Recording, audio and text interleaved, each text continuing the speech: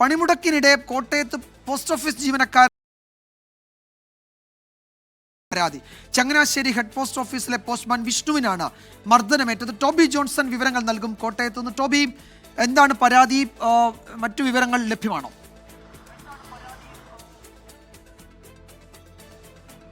വിജയകുമാർ, 11 മണിയോടുകൂടിയാണ് ഈ സംഭവം നടക്കുന്നത്. ചങ്ങനാശ്ശേരി ഹെഡ് പോസ്റ്റ് ഓഫീസിൽ ഇന്ന് പ്രവർത്തനമുണ്ടായിരുന്നു. അവിടെ ജീവനക്കാർ എത്തിയിരുന്നു.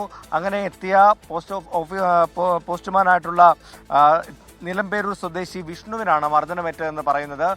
ഇയാൾ ജോലിക്ക് വന്നപ്പോൾ ഈ സമരാനുകൂലികൾ ഇത് അടയ്ക്കണമെന്ന്, പോസ്റ്റ് ഓഫീസ് അടയ്ക്കണമെന്ന് ആവശ്യപ്പെട്ട് പോസ്റ്റ് ഓഫീസിനുള്ളിൽ വന്നു. അവിടെ വെച്ച് വാക്കുതർക്കമുണ്ടാവുകയും ഇതിനിടയിൽ ഏറ്റു എന്നുമാണ് വിഷ്ണു പറയുന്നത്.